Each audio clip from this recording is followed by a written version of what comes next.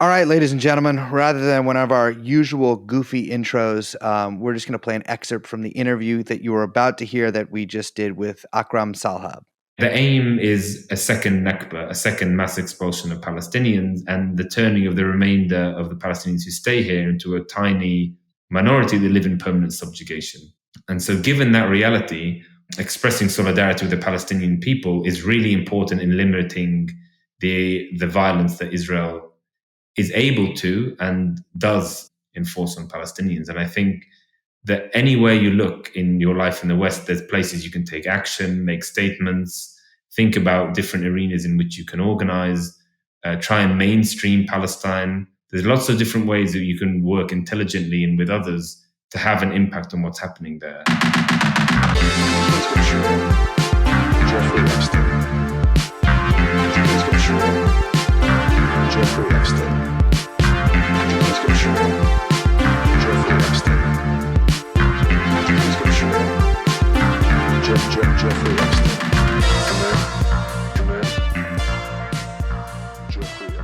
Hello, everyone. My name is Liz. My name is Brace, and we are, of course, joined by producer extraordinaire Young Chomsky, and the podcast is... It's TrueAnon. Hello. Hello. Just gotten used to saying hello like 5 times in the intro, frequently. and then right after the name of the podcast. People like to be greeted. Hello! I think it's a nice thing People to say. like it when you hit them with a hello. Hello? No, we're not doing that. We're not doing Adele. Oh, I was doing Lionel Richie, actually. But I think interesting, you were doing Adele. Right there. Little gender swap. I think you were doing Adele. But little Lionel Richie. Okay, well, it'd be a kind of different swap. But all right, with the hellos out of the way, we're going to get straight into the meat of it. We have today an interview with Akram Salhab, a Palestinian organizer based in Jerusalem, coming up.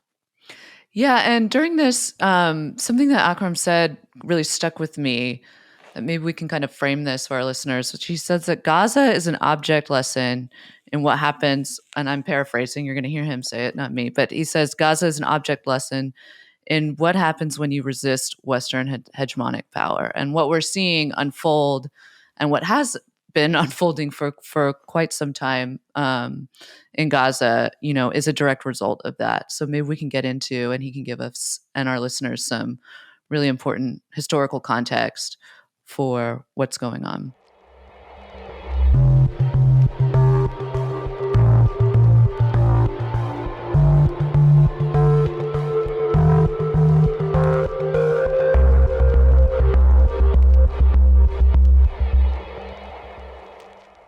Ladies and gentlemen, welcome to the show. We have with us today Akram Salhab, a Palestinian organizer based in Jerusalem, joining us. Thank you very much for coming on the show. How you doing? I'm good, thanks, Brace. Thanks for having me. Thank you so much for joining us. So I think maybe before we get into get into some of the larger context about that's kind of shaping what's transpiring, maybe we can just start with some basics. I mean, we were talking yesterday, and I think that, for a lot of our audience in the West, they see a lot of, I guess I would say, contextless images of Gaza. But I think what would be helpful is if we could kind of talk about, what is Gaza and what does Gaza mean to the Palestinian people? Well, yeah, I think, the morning that I woke up on the 8th of October, I was reading a book by a Palestinian poet called Ma'in Abseso, which is about Gaza in the 1940s, Gaza in the 1950s and the 60s, and how it really became the center of Palestinian identity formation. It was a site of considerable struggle, not least because 80% of people who live in Gaza are refugees. So in 1948, there was what Palestinians know as the Nakba, or the catastrophe, which was an ethnic cleansing of 522 Palestinian villages, towns, and cities, and over 750,000 Palestinians were forced from their homes. They were forced out in 2 main ways. Either they would the Israeli or Zionist militias would conquer a village. They would round up the people in that village and march them towards the nearest border. Or they would attack a village from three sides, leaving one side open towards the nearest border in order to induce flight in that direction. And if you look at a map of Palestine in 1948, the place where the many massacres took place appeared to be kind of strategically dotted around in different localities in order to spread fear among people in that area who heard stories of murder, rape, and various other atrocities. And one would the idea was, and this was written in Zionist policy at the time, was to induce flight towards the nearest border. So that took place throughout, obviously, historic Palestine, and then a lot of those people in the area around Gaza ended up in Gaza from the neighboring villages. So Gaza became a place, and is today a place where 80% of those people living there are refugees from villages and towns just the other side of the Gaza border. And I mean, reading Moeen Abseso's autobiography, which is available, actually it's been translated into English, but other works that he's written, as well as many others, you'll see that the conditions in those camps, and indeed in all Palestinian refugee camps, was atrocious. They had the second highest malnutrition rate in the world at the time. There were freezing winters, scorching hot summers, living in tents that eventually became transformed into more permanent structures with corrugated iron roofs.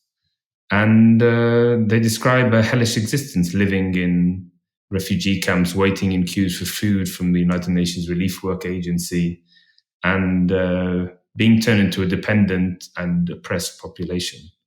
But Gaza became well known in the Palestinian psyche, understanding, as a real center of resistance from the early 1950s onwards, and it was occupied in the course of the tripartite British, French, and Israeli war.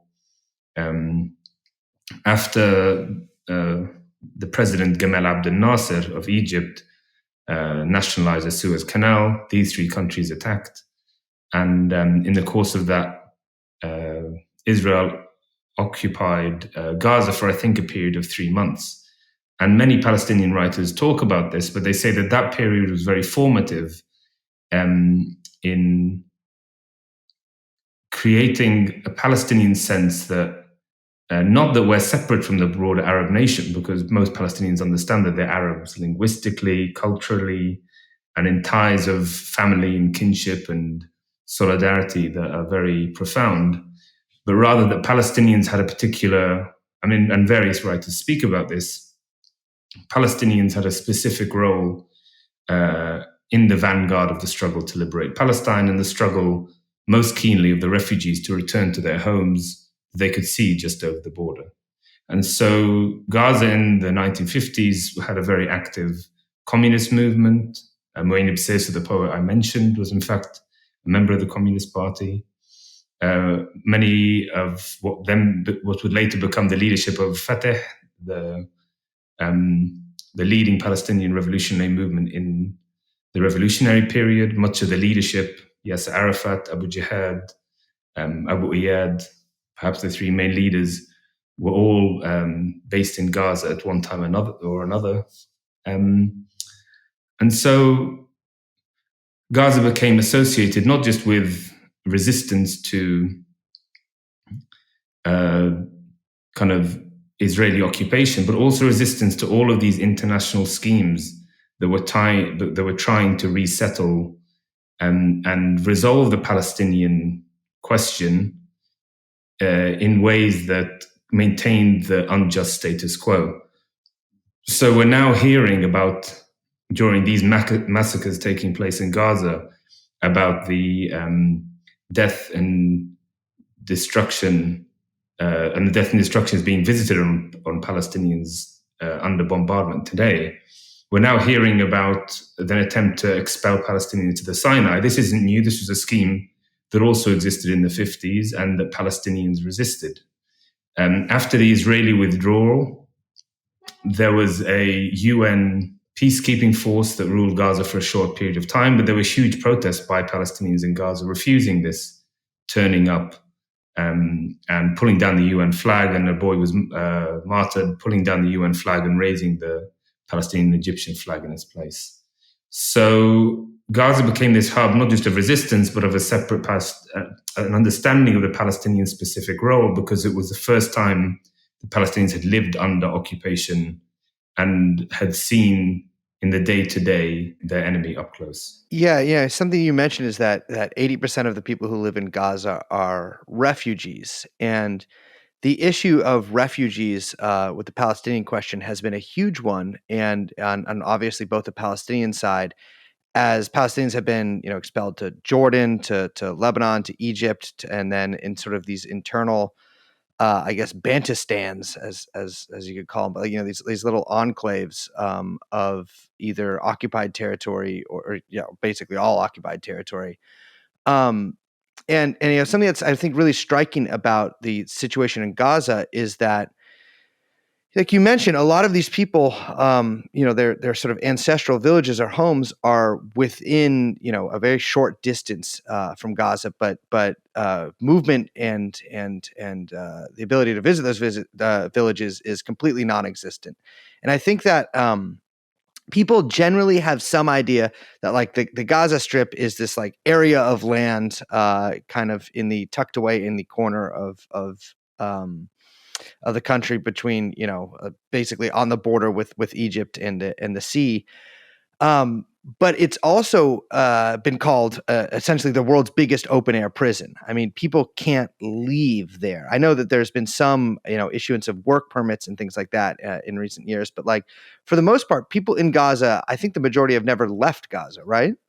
Yeah, I think there is some coming and going. More recently, as you said, that there's some work permits that have been issued. And there are some Palestinians who come, and we as Palestinians living in Jerusalem meet them in Jerusalem, coming to get healthcare if they need specialist treatment. And there's some students that come and go through the border with Egypt. And, I have a number of friends who have family who would, and, the Scottish First Minister, his wife's parents who are in Gaza now. One of them is Scottish, and her father is Palestinian from Gaza. So there is some coming and going, but I think the vast majority will never have had the opportunity to leave, and they will have been brought up in this situation, which, as you say, it's the largest open-air prison in the world. Some people describe it as a concentration camp. It's the level of depravity of the Israeli regime and what it's attempted to do to the Palestinians in Gaza will go down in history as one of the most shocking and appalling crimes in history. And I think, part of it is we're hearing now about the explosion of a conflict in the Middle East, to use the euphemisms that are often employed in Western media. But when I speak to people in Gaza, or I hear from my friends, the things I find just as shocking are the day-to-day reality of living in a situation like that. Like the potable water in Gaza is undrinkable. I remember many years ago, the UN did a report. They said that by 2020, Gaza would be unlivable. Well, that came and went. The sewage is being pumped into the sea. Because of the March of Return, thousands of people were mutilated. So people are everywhere missing a limb, walking around without legs and arms and God knows what else. Cancer rates are through the roof because of the collapsing infrastructure and the contaminated water and food. So I think the reality of life there before this latest horrific escalation and bombardment, and what's being now described as a genocide by legal scholars, is something that is the context on which this latest round of fighting has taken place. But to really imagine what that's like is something that is very difficult, even for Palestinians who are not in Gaza, because you don't quite comprehend the profundity and the ways in which it, I get a sense, for example, when I see 3 young people who've come for cancer treatment from Gaza, and they have all these rare kinds of cancers that just don't appear in normal situations. The level of mental health, suicide rates, and unwellness is all very high as well.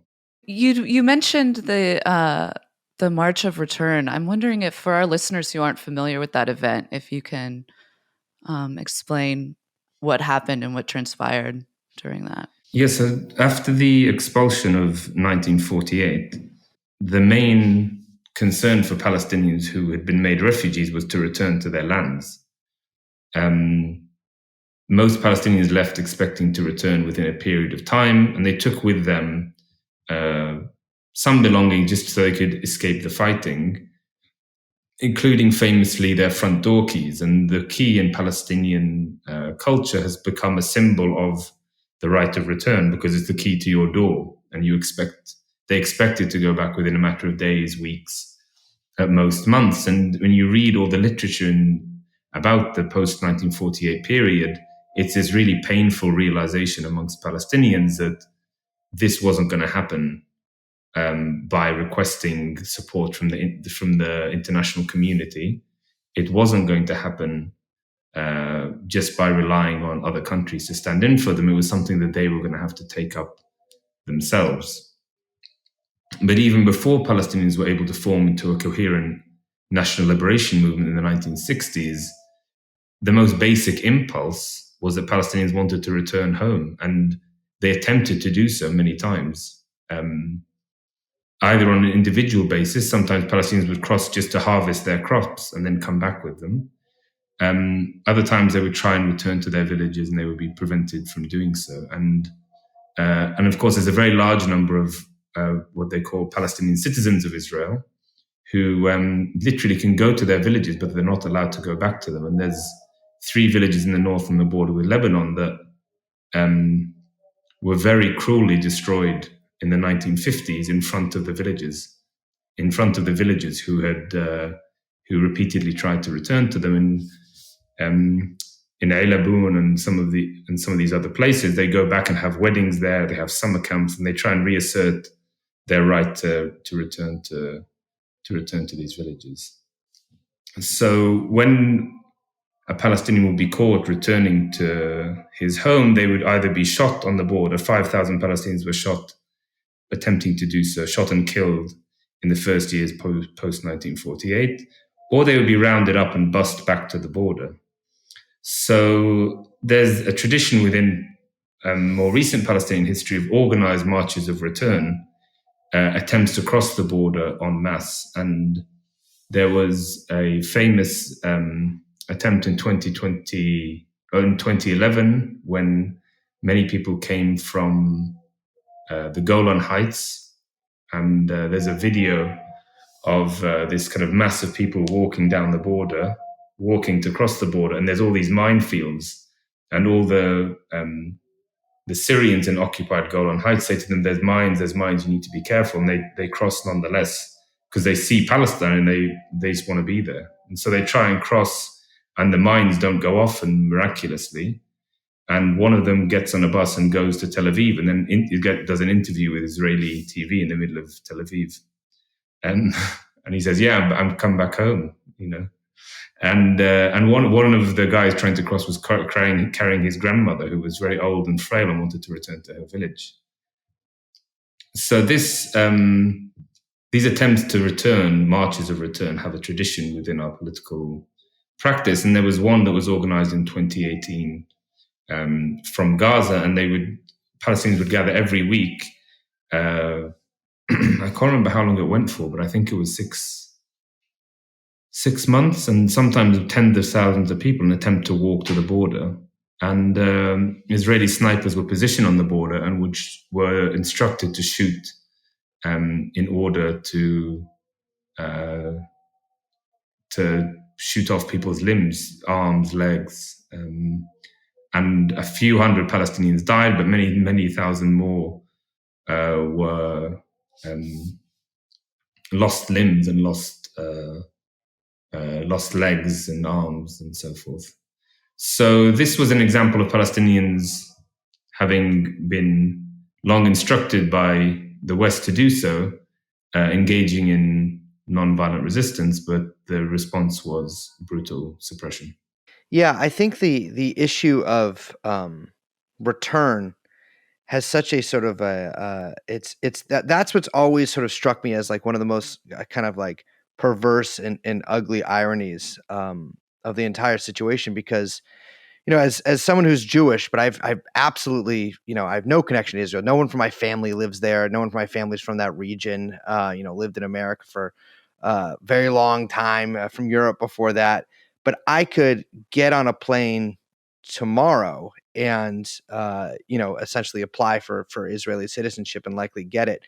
But somebody whose family has been there for generations on generations on generations on generations is essentially unable to leave whatever little area that they've been relocated to, and something that Israel has really been engaged in. You mentioned the UN Relief and Works Agency, and I believe the UNRWA supplies, I don't know if it's a majority, but I mean, the unemployment rates in Gaza in particular are super high. The economy has been totally squeezed because of the blockade and the siege. And I believe they supply most of the food there and a lot of the aid there, and them and other agencies.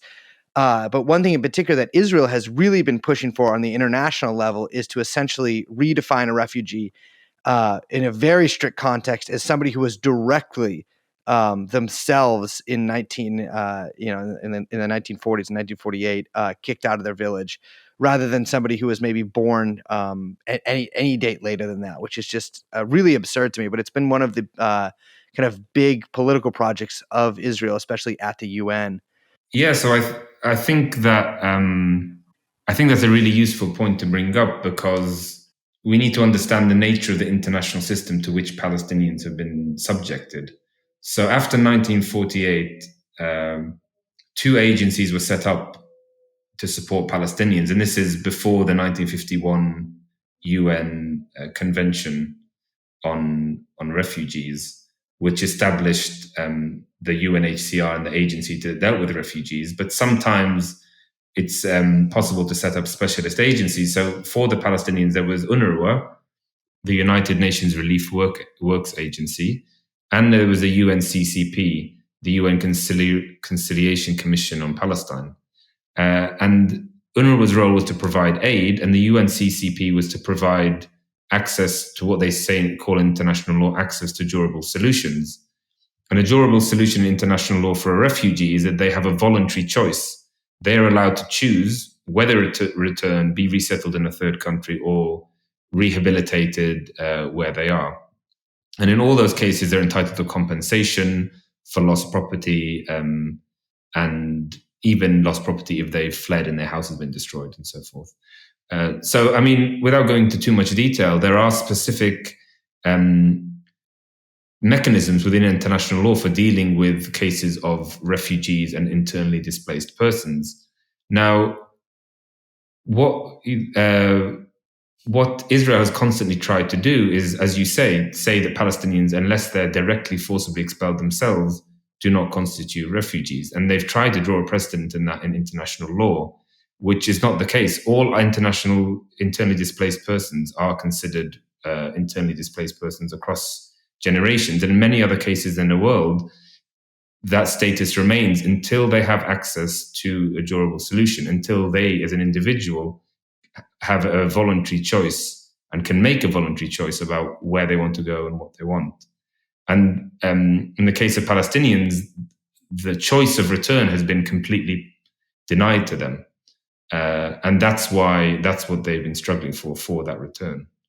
And lots of the struggles that took place amongst Palestinian refugees, I was talking about the one in Sinai as an example, but many others, was about resisting the attempt to forcibly resettle them. There's nothing per se wrong with being resettled somewhere if people agree to it. If they say, you know what, there's a solution which we all agree to voluntarily without coercion. But the forcible resettlement and many of the refugee campaigns and organizing was around preventing that permanent resettlement because people wanted to return to their homes. And, as an anecdote, I met a friend of mine who was from a village. As you can probably tell from my accent, I've spent a lot of time in England. My mum's English. And while I was living there, I met a friend whose grandmother was expelled from her village in Norfolk when they set up a British army base there during the Second World War. And they surrounded the village. They forced all the villagers out. And they allowed them to go back at Christmas and use the church or at weddings and so forth.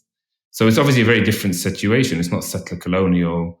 It's not with the same level of violence or anything like that. But what I found surprising was she just described how her grandmother felt about her village. She just said that her grandmother, this place meant everything to her, and she felt very attached to it too. So I think what's really of the many ways in which Palestinians are dehumanized, this very normal human instinct to want to return to your home is treated like some bizarre, anomalous thing. There's these books written about the right of return as a war against the Israeli state, or something that has been forced upon Palestinians. And there's so much rhetoric and fake news around it and pressure that's been exerted over many years. But despite all of that, Palestinian young people still know the first thing you ask them is, what village are you from? What town are you from? They know the local accents, what people wear. So much has been passed down generation to generation because people refuse to forget. And that's really central, I think, to understanding everything about the Palestinian struggle for the past few decades. Yeah, I think the point you bring up about just the sheer amount of kind of noise, or it's almost like completely inverted logic that has been used, especially in the Western press, obviously, to normalize the occupation. And the kind of case that you bring up at the UN is just one of the ways in which the Israeli state has attempted to do that in a sort of like jurisprudence arena. But I think, like, for our listeners in the West, the sheer amount of propaganda that has been unleashed, I guess, has had such an effect of just sort of like turning these completely natural instincts for people everywhere to want to return home, or to have these connections to their home place, to their people, kind of back on the Palestinians, as if it was some sort of bizarre or foreign, or like even like backwards wrong thing, like backwards human instinct kind of.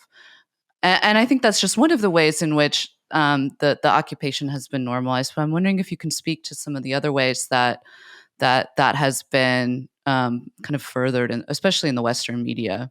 Yeah, I think. Kind of just maybe I'm belaboring the point, but I think one really interesting example, which came to my mind the other day because of how extreme the situation in Palestine is becoming, is one of Wadi al-Hawarith, which was a place in the north of Palestine that in 1933 was subject to a mass expulsion of the peasants living there, and largely a Bedouin tribe. And they were expelled and went into surrounding cities and towns, and lots of Palestinians, seeing them kind of with nowhere to go, began to accelerate the understanding that what we were being subjected to and would be subjected to was a slow but then accelerating and eventually a flood by 1948 expulsion from our land. And if you read the story of Wadi al-Hawarith, you see that they were offered land somewhere else in Palestine, but they refused to go there because they were used to living where they were living in Wadi al-Hawarith, and they were used to growing what they were growing. So I'm just trying to emphasize the attachment to the land also came from the fact that they were peasants with an intimate understanding of what they grew and how they grew it and how they lived there and how they inhabited that space, which really strengthened that attachment to very specific places rather than just any old bit of land in Palestine. Anyway, maybe that's kind of not really answering your question, but I think the overall way you describe it is correct. There is an attempt to turn natural human instincts into some anomalous, bizarre, desires, Palestinians speak about what we want for ourselves in terms of liberation. And when the revolution began and grew in the 1960s, the slogan was liberation and return. And there was a rich debate about what that liberation was. There was a rich debate about the specificities of how we were to live together in this land, one state, a secular democratic state, a binational state. If you look through that history, you see a really incredible array of ideas about which dealt seriously with how we could come to a just resolution to the situation here. And none of that was, and all of that was rejected. And through all of that, we were told that those proposals were inciting to genocide, or the desire to live a life of safety and be able to protect yourself, including with weapons, was violent resistance that went that represented some bloodlust that went to the heart of some some Orientalist analysis of our psyche. So I think that in media terms, as someone who watches the Western media but also lives in Palestine and sees how people discuss and talks about things, the difference is stark. The way people inhabit the world, what they think about it, what they talk about, what we hope for, is completely misconstrued and misrepresented on every level. And obviously that's in some ways a particular focus, particularly there's particular kind of projects, propaganda projects, the Israeli state, their allies abroad. There's ways in which this is sort of particular to Palestinians, but there's lots of ways which is not particular to Palestinians. The image of the terrorist, the genocidal language they're now using about, I saw an image today of Palestinians being a cockroach being crushed by an Israeli boot. The human animals comment by the defense minister. I think all of this together just are all part of the same colonial and now increasingly genocidal language that's used in order to unleash unbridled violence against Palestinians. And they need to turn us into something which is less than human in order to do that. Yeah, I think that's a point worth sticking with too, particularly the one about violence. During the 1960s and 1970s, the Palestinian movement was sort of at the heart of the ongoing Arab revolution throughout the Arab states, which was fought against by the U.S., but also by a lot of the reactionary regimes in the region, and of course Israel.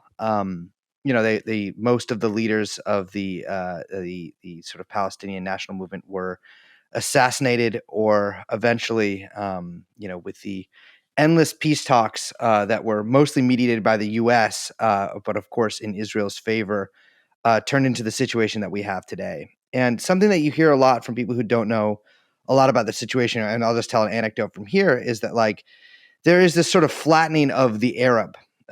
Whereas people will say there actually is no Palestinians, they're just Arabs. So why can't they live in Egypt? Why can't they live in Lebanon? Why can't they live in Jordan? I feel like you've sort of answered that already, even though I feel like a fairly should be an obvious point to anyone who thinks about it, but people's actual connections with the real physical land. But yeah, I mean, the situation that we have today, I mean, it really did not come out of a vacuum, and it seems like something that I've noticed just through every sort of cycle of violence that the Israeli state engages in.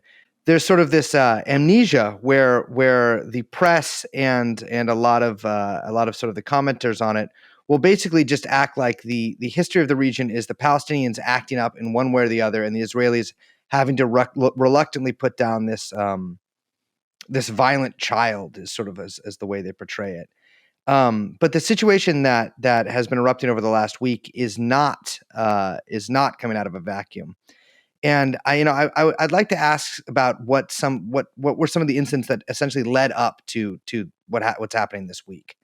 You mentioned the March of Return, but there's also been, I know, increasing settler, not only settlements, but settler violence against Palestinians and attacks on holy sites throughout Palestine. Could you tell us a little bit about that? Yeah, I think what I would say is that the defining feature of the political oppression that Palestinians suffer is this question of fragmentation.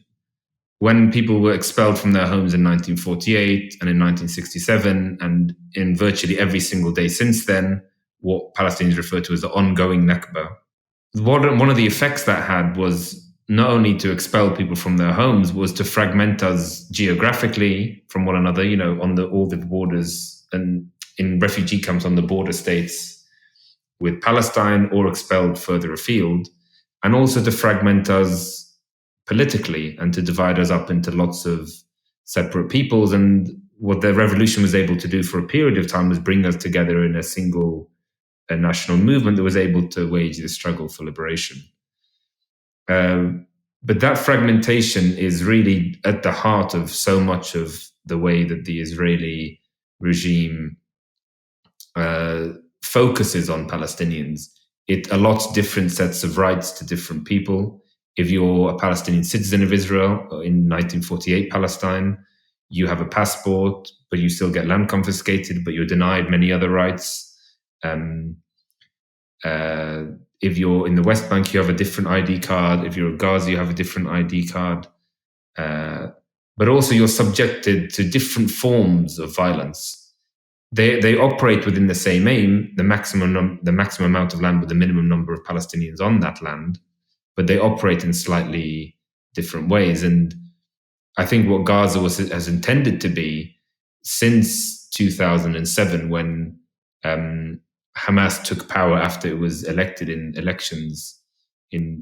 parliamentary elections in 2006, Gaza has intended to be an object lesson of what happens when you refuse the dominant, hegemonic, Western-imposed pacification project in Palestine. So, surrounding it, placing it under siege, and subjecting it to unbridled violence with no limit is a way of demonstrating to other Palestinians that this could be your fate. And I think what's been happening so Gaza's been in that situation really since 2007, and I've described some of the attempts that Palestinians there have made in order to break out of the prison that they've been placed in. But elsewhere in Palestine, you've seen lots of laws that have been passed. The nation-state law, which has been intended to say only the Jewish people can self-determine in this land. Palestinians, Arabs, anyone else cannot. You've seen a confiscation of land, which has been accelerating, forcing people into ever smaller parts of the West Bank. Jewish settlers have more or less ethnically cleansed all of the Jordan Valley as of the end of August. Near to where a few friends of mine live, there's the other day, under the cover of the fighting that took place, entire village was ethnically cleansed, and near my friend's house, those ethnically cleansed villages appeared on the hill and set up a tent, which we're now living in. So you begin to see the space physically shrinking around you. And also, as you pass between places, between towns and villages, there's settlers who gather. So, for example, if you go on certain roads, settlers might be there and may try and stop you. That happened the other day in the north of the West Bank. Settlers dressed as soldiers stopped a woman and her husband and their small child, and when the car slowed down, they shot her dead and injured the child, and they managed to drive away, but her life could not be saved. So this increase in settler violence all over Palestine, and with growing impunity, and all of this reflected in the fact that the niceties, the pretense of being a liberal democracy has completely been shorn. And that's what we see in the disagreements between the different parties in Israel, which is really a difference between kind of the transferists who believe that there should be a second Nakba immediately, And that argument is growing in strength, especially after recent events. And the apartheidists who believe that they can continue with this sort of apartheid regime and warehousing of Palestinians into different areas, but they don't have to bring about this transfer straight away. So that's the background context, I guess.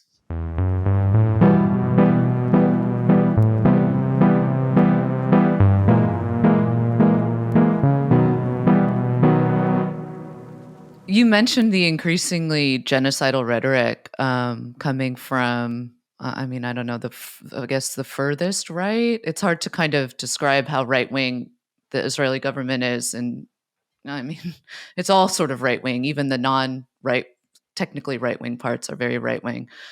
But there was one Israeli, I think it was the defense minister, or I can't remember which official, came out and said, that we are going to pursue a Nakba that will overshadow the Nakba of 48. And it seems as if a lot of monsters were sort of unleashed, at least rhetorically. There seems to be a lot more space for the Israeli leadership to kind of just come out and say things that before they had to at least sort of dress up in some of the kind of typical cloaks of liberal internationalism and kind of liberal humanitarianism or faux humanitarianism, however you want to characterize it. But that seems to be completely gone. Is that a fair assessment, you think? Well, it's ironic, of course, because they claim that the Nakba never took place. Right.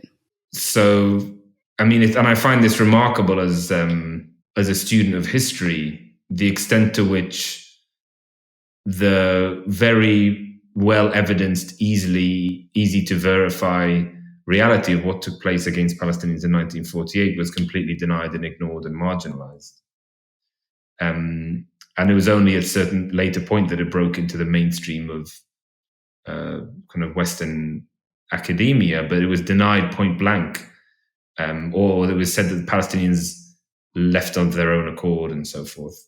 So I think that the fact that they've moved from denying it to saying we're going to give you a second one is, of course, an escalation. And, I've not been following this debate in great detail, but it seems like one of the thresholds for talking about genocide is genocidal language. You need to demonstrate intent. And in terms of intent, that has been amply demonstrated this past week.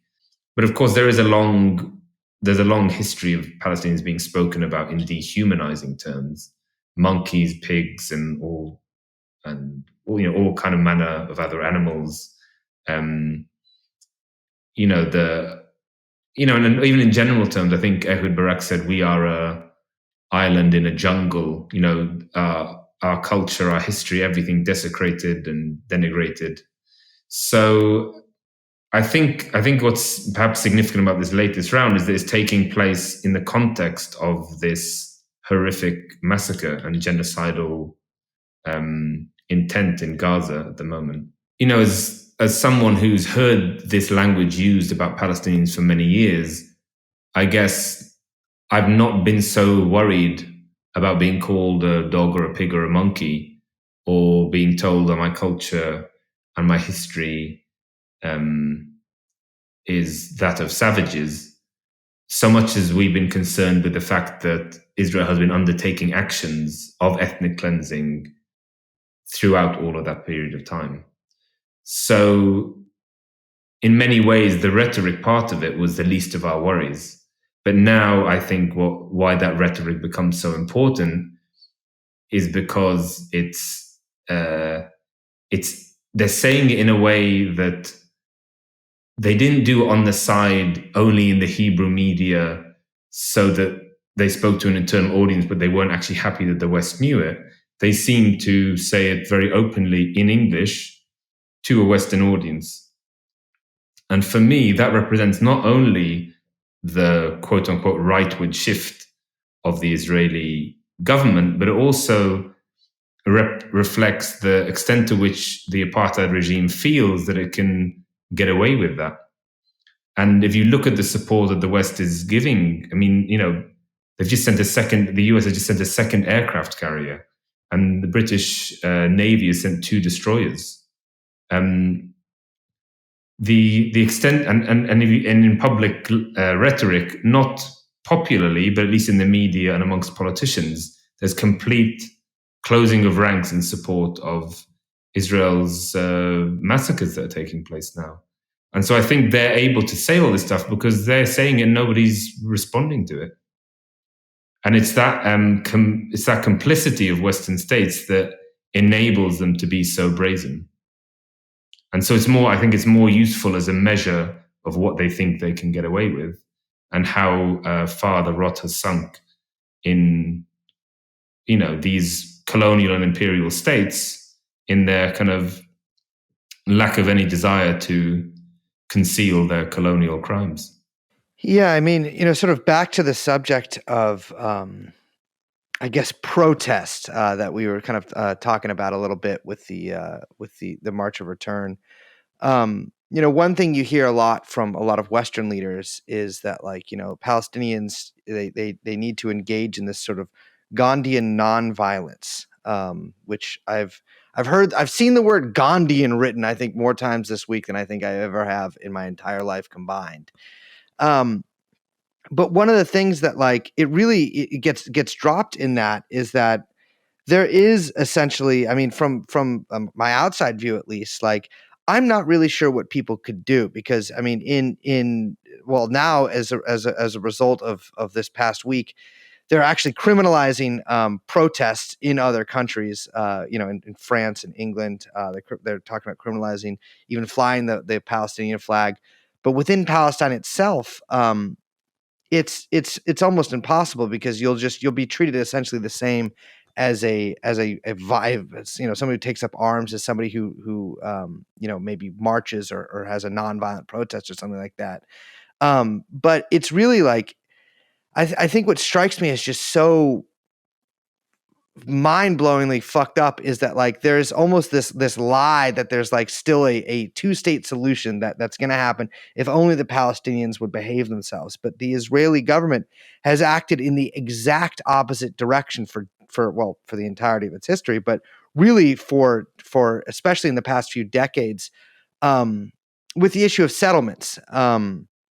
There's this whole thing about, or it used to be at least, land for peace, that the Israelis would give up land in order for, to achieve peace with the Palestinians. But the exact opposite has taken place. And really with the financial and political support of a lot of very big players in the West as well.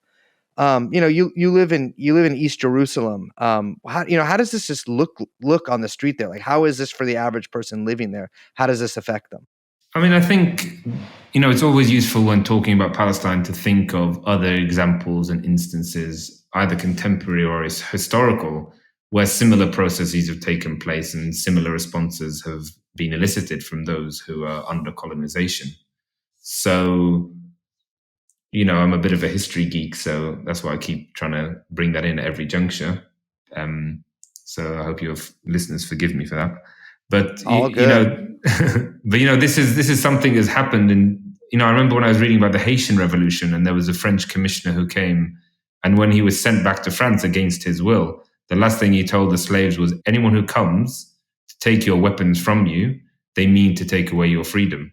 Because them self-determining and being able to defend themselves and protect themselves was the guarantor of their freedom. And this, is replicated over and over and over again in lots of national liberation movements that then establish the right for colonized peoples to take up arms to defend themselves within international law in the bodies of the UN. So I could, for example, talk about how Palestinians have exhausted every single other option available to them, which they have, but it doesn't even have to begin from that point of discussion. Palestinians have the right under international law to defend themselves, and they have the right to resist through means of arms the colonial occupation of their country. The other issue in relation to violence when it comes to Palestine is just how profoundly embedded it is in everyday life for Palestinians. So as a Palestinian who lives in Jerusalem, for example, I would get up in the morning, I would get on the tram to the old city. On the tram, there would be security guards who routinely beat up young Palestinians just for being Palestinian on the trams. And if you see videos of that, it's really extremely violent. I've seen it in front of me many times. There are lots of soldiers with big machine guns on the trams, sometimes young women who look like they're teenagers with huge machine guns that seem too heavy for them to even carry. You get off the tram in the old city, you go to Damascus Gate, where there are watchtowers everywhere surrounded by cameras.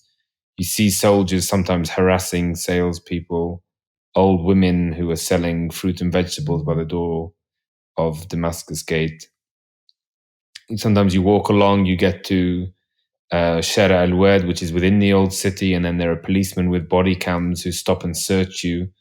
Sometimes, or you witness that happening in front of you, pushing people up against walls, frisking them, taking their documents, leaving them to wait next to them for hours on end for no reason. There are cameras everywhere in the old city watching your every move. Then you might go to the barber's shop like I did today, where I heard about a settler attack, and the discussion is about what roads to avoid and where we should or where we shouldn't go. Then you leave the barber's shop and you see some settlers who would be spitting on a Christian delegation or ripping down Christian posters. One group of young settlers attacked a cafe which we were having dinner in a few months ago. And then you go and open your phone and you see on social media a video of soldiers shooting somebody randomly, or a child being pulled from under the rubble in Gaza. And then you hear about, later in that same day, you hear about a friend that's been arrested and is being held in Israeli prisons without charges. So when people talk about the question of violence, you can't understand it unless you understand that Palestinian life is so completely saturated with it. And not only with the reality of being physically attacked, but also of witnessing that and the constant awareness that such violence could happen virtually at any moment and nobody could do anything about it. And, I think I mentioned earlier, Angela Davis has a whole thing about this when they ask her that same question. And she just says that anyone asking the question about whether or not a colonized person agrees with violence, they can only ask that question from a position of not knowing anything about the reality of that person's life. And I think that's why when we approach this question, it has to be understood that it's not that Palestinians are living in a normal situation. They're living in this extremely abnormal situation in which violence is inherent, alongside this broader question of the use of violence in anti-colonial struggle.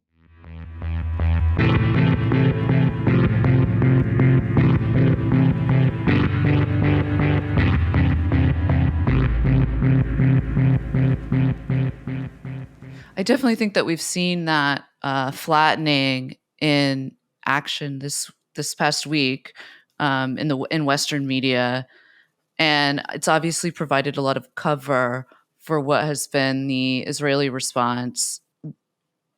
Where we're at now, I mean, we don't do a daily news show, and that's not the purpose of this, of this program or whatever.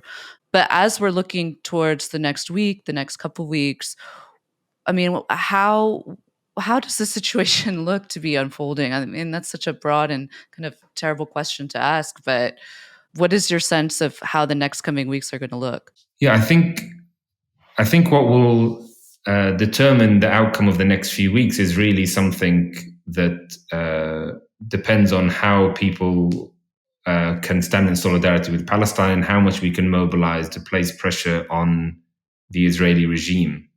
And, there's lots of we ask political analysts how they see things unfolding, and there's lots of guesses about what will happen. It looks like there will be a ground invasion into the northern part of Gaza.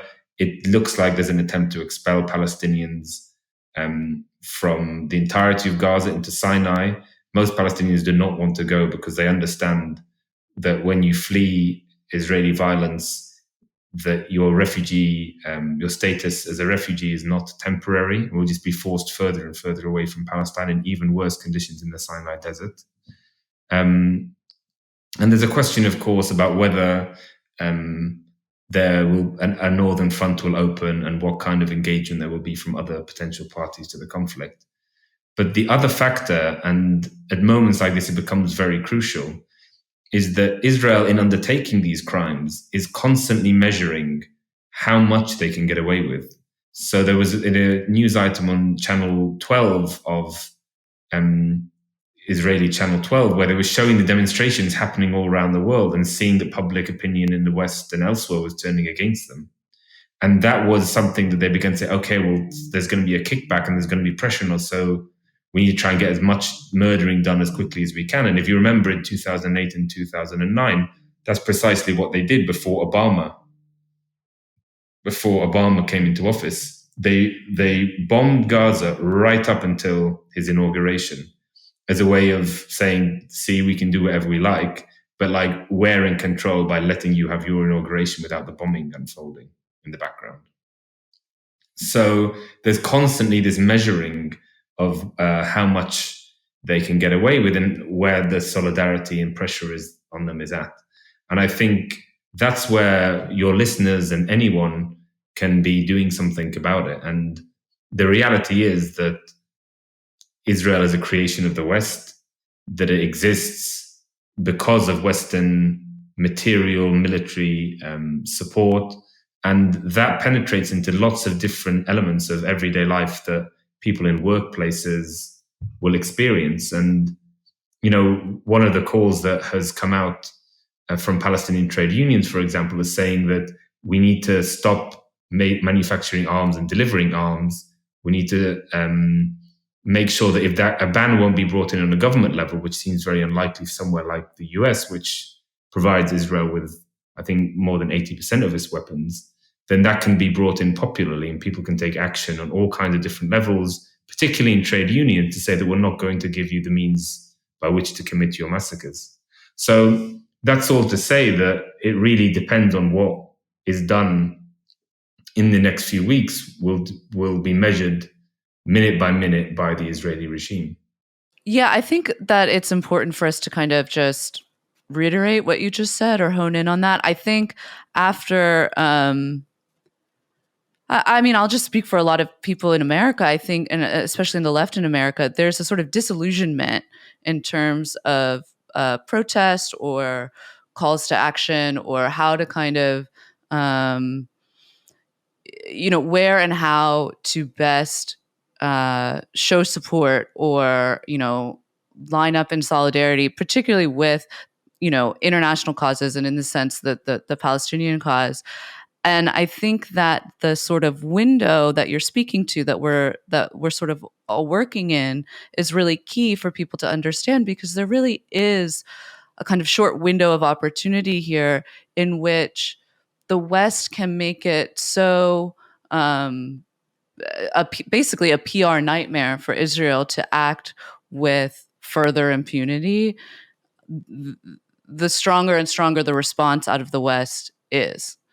And so I think kind of people can understand the sort of urgent moment that we're kind of working in that sense. Do you think that's fair to say? Yeah, I think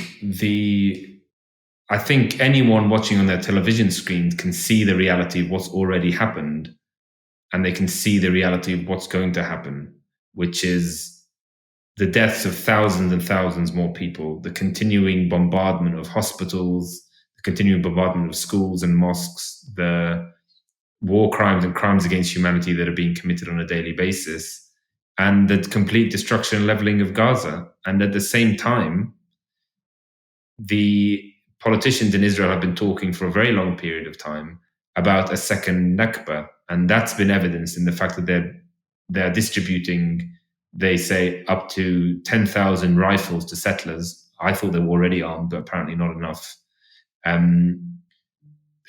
Closing of roads between Palestinian towns and villages. They've ethnically cleansed 2 villages since the fighting began last week. 50 Palestinians have been killed in violence in the West Bank. So I think what's happening in Gaza will also be reflected as a wider Israeli policy directed now at Gaza and slowly and increasingly at other areas if they achieve their diabolic objectives there. The aim is a second Nakba, a second mass expulsion of Palestinians, and the turning of the remainder of the Palestinians who stay here into a tiny deracinated, oppressed minority that live in permanent subjugation. And so given that reality, expressing solidarity with the Palestinian people is really important in limiting the violence that Israel is able to and does enforce on Palestinians. And I think that anywhere you look in your life in the West, there's places you can take action, make statements, think about different arenas in which you can organize, try and mainstream Palestine. There's often this attempt, as we've been talking about, to dehumanize it and push it to one side. There's ways to talk about it that bring it within anti-colonial history, within familiar understandings of struggles for freedom and for justice. But also, I was talking before about trade unionists. I could talk about academics and the role that academic institutions have. There's lots of different ways that you can work intelligently and with others to have an impact on what's happening there. And there have been lots of attempts and lots of work done in the past, and it's possible to build on that. And everything people do can be translated immediately in terms of lives. And in terms of putting the brakes on this immediate violence. So I think that if there's one message anyone should take away today, it's that given where you are in the world, it's particularly important that people in the US think about how they can contribute to Palestinian liberation. Well, Akram, we really appreciate you joining us here today, and stay safe. Thank you very much.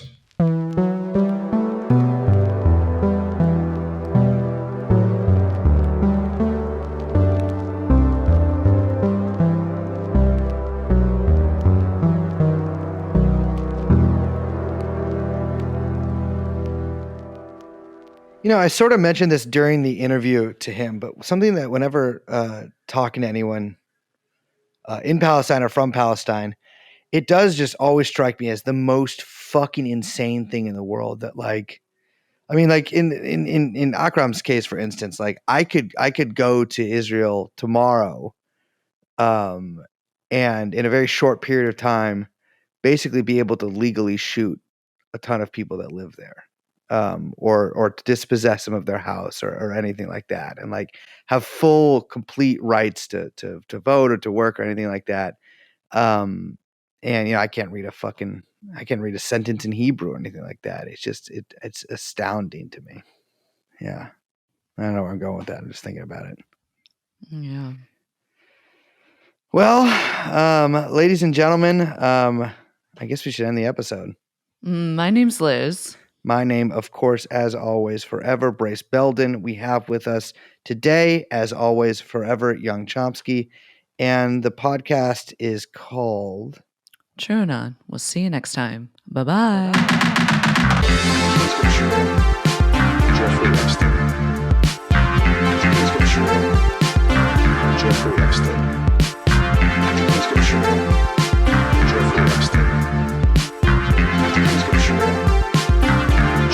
Jeffrey Epstein. Come in. Jeffrey Epstein.